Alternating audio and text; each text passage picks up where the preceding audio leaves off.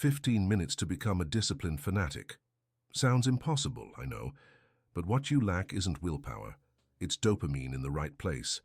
You're not weak, lazy, or undisciplined. Your brain is just addicted to the wrong rewards. It's become accustomed to seeking pleasure in distractions, not in progress. And that's why studying, training, or starting something new seems so difficult, because you try to fight against your own reward system. But what if, instead of fighting, you learned to hack that system? What if it were possible to find pleasure in being disciplined?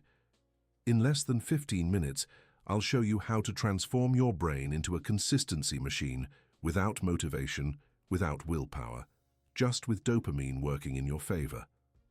Most people still believe that discipline is synonymous with willpower. That all it takes is wanting something, resisting laziness, and pushing a little harder to succeed. But the reality is different and much deeper. The human brain doesn't care about willpower. It only moves based on what releases dopamine. It's as if there's an internal radar searching for the quickest path to pleasure, and, of course, avoiding anything that seems like effort or boredom. That's why opening Instagram seems easier than opening a book. It's not a lack of character, it's pure biological programming. When someone understands this, guilt begins to lose its power. Because true discipline isn't about forcing yourself, it's about reprogram pleasure. It's when you teach your brain to enjoy what previously seemed burdensome. The difference between those who progress and those who stagnate lies in the ability to associate dopamine with the process, and not just the final reward. While motivation depends on mood, energy, or climate, discipline is what remains when all of that fails. It's the invisible muscle that sustains your goals when the excitement evaporates. The mistake is thinking the problem is laziness. It's not. The problem is addiction, to easy dopamine, to instant rewards, to small escapes disguised as rest.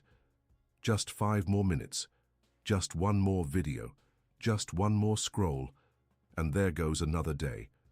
The brain wants to feel good now, not tomorrow. But imagine if you could turn this around, if every micro-advancement became a shot of pleasure, if studying, training, or working became dopamine triggers. That's the key that separates those who force discipline from those who live in discipline. And the secret to that lies in the next step, to understand how dopamine actually works. The human brain is like an invisible reward game. It only keeps playing when it feels it's winning. Dopamine is the marker of this progress. It's not the feeling of pleasure itself, but the fuel that keeps you going, wanting to continue. And here's the key point. The brain releases more dopamine on the way more so than the destination. In other words, it's not the result that's addictive, it's the progress. That's why those who learn to celebrate the process, who find pleasure in seeing the bar go up, master their own discipline. When someone transforms the act of studying, training, or creating something into a small daily victory, the brain interprets that as progress and rewards it with dopamine. This creates an addictive cycle of growth. It's what high-performance athletes, musicians, and entrepreneurs do. They don't wait for the grand prize to feel good. They fall in love with the feeling of constant improvement. That's what a writer feels when finishing a brilliant paragraph, a student when understanding a difficult concept, an entrepreneur when solving a problem that previously held them back. Each small victory releases the right fuel. Hacking the dopamine system is simple, but it requires awareness. Instead of seeking the pleasure of finishing, seek the pleasure of doing. Transform "I have to" into "I'm progressing." Create rituals that signal progress. Schedule A. Check in your notebook. Follow a line going upwards. See your progress in real time. The brain loves visual feedback. It's what fuels the healthy habit of discipline. But there's a mistake that destroys this system before it even takes hold. And that's precisely what most people do when they try to change everything at once. Almost everyone falls into the same trap, trying to change their entire life at once.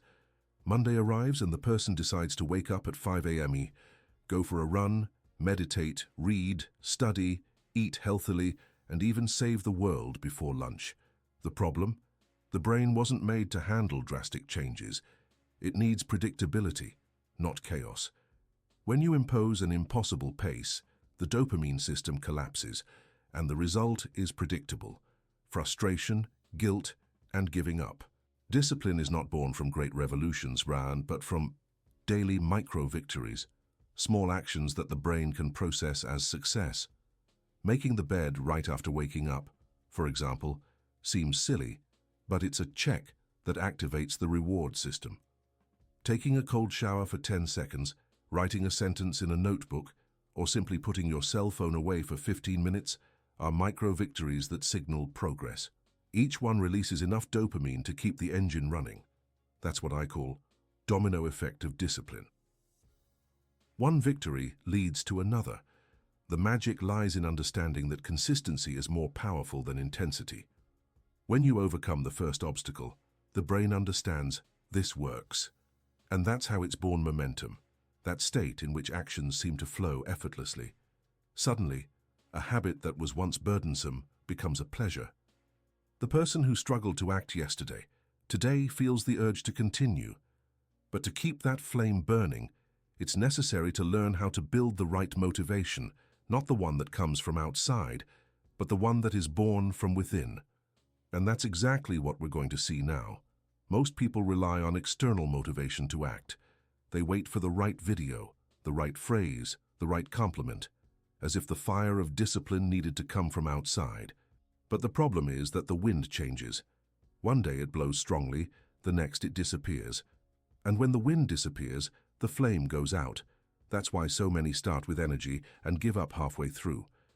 External motivation is the wind, and true discipline is the bonfire that burns even when the wind doesn't come.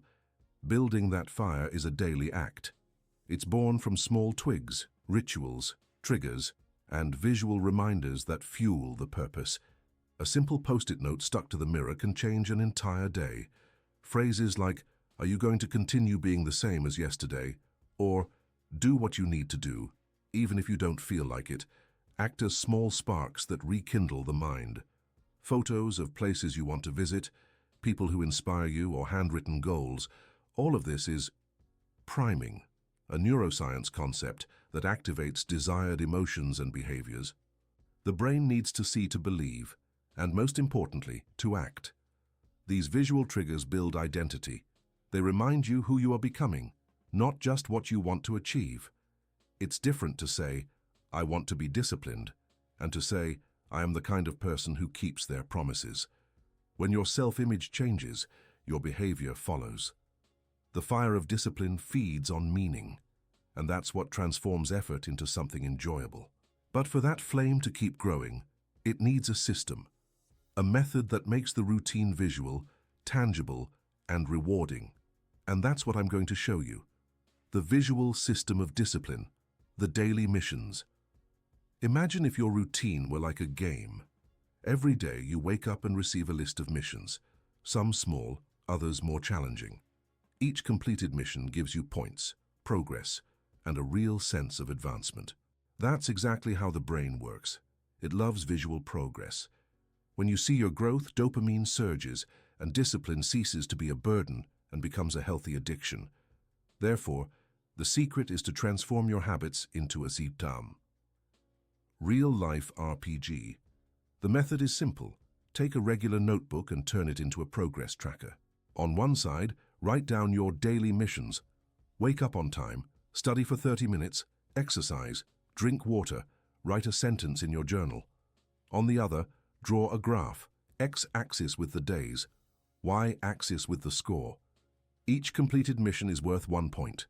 A bonus mission, 2. With each line that goes up, the brain understands, "I'm progressing." It's visual dopamine, the same logic used in apps, games, and even gyms to keep you engaged. Over time, this system creates consistency and identity. You stop thinking, "I need to be disciplined," and start thinking, "I can't break my streak." Seeing the line go up, the graph fill up, the check mark on the page, all of that becomes rewarding. It's the same principle as games. The pleasure is in the progress, not just the final victory. And when routine becomes a game, discipline ceases to be an obligation and becomes fun. But every game needs rewards, and that's where the next step comes in. How to use dopamine to your advantage with gamification and smart rewards. Now that the routine has become a game, it's time to add the most fun part, the rewards. The brain loves predictability. It wants to know that if it acts, it will receive something in return. This is the basis of dopamine, anticipated pleasure. When each action generates a small reward, the mind understands the process as pleasurable, not painful. And this is where the sustainable discipline, the kind that persists even when motivation fades, because the very act of acting rewards the system. Rewards don't need to be big or expensive. They can be simple, symbolic, and effective. Finished a study block? Have your favorite coffee. Accomplished all your tasks for the day. 10 or 15 minutes of guilt-free leisure. Had a perfect week. Reward yourself with something special, a different meal, an afternoon off, or an episode of your favorite series. The idea is clear. Every victory deserves recognition because it teaches the brain to associate pleasure with consistency. That's how dopamine stops being an enemy and becomes an ally. The more visual your progress is, the stronger the cycle becomes. The chart in your notebook mirrors your growth, and the brain hates seeing a broken sequence. It's almost like erasing days of progress from your internal scoreboard. That's why this strategy is powerful. It combines emotion, reward, and purpose. Give your journey a name. Training mode. 90-day mission. Hero's journey. The name gives it identity, and identity gives it meaning. But none of this matters if you continue to believe that discipline is luck or a gift. In the end, it all comes down to a system. Discipline has never been about willpower, and that should be clear now. Willpower is volatile. It runs out, and it depends on mood. Discipline, on the other hand, is mental engineering. It's structured dopamine. When you create a functional system, you no longer need to want it because the process itself guides you. It's as if the brain starts working for you, transforming what was once an obligation into pleasure. And over time, pleasure becomes identity. You stop forcing yourself to act, you simply act, because that's who you are.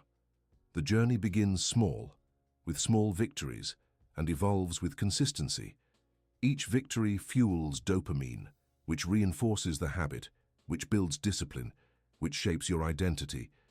It's a virtuous cycle. And when you understand this cycle, you realize that the secret is not to do more, but to do more. Do it right. The difference between those who try and those who transform lies in the system, because those who depend on motivation are constantly fluctuating. Those who have a method progress quietly, one day at a time. So, before saying, "I can't," ask yourself, do I have a system? Because without structure, even the most motivated person gives up.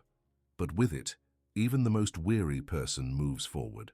Discipline is the bridge between who you are and who you want to be, and building that bridge doesn't require strength, it requires strategy. Now, the real question is, if you can hack your brain to win, what's stopping you from starting today? So tell me, will you continue seeking pleasure in what distracts you, or will you start to become addicted to what transforms you? The choice is yours, and time waits for no one. If this video made you think, subscribe to the channel, turn on notifications, and come with me. Because from now on, each video will teach you how to make discipline your greatest addiction, and addiction to growth, that's the only one worth having.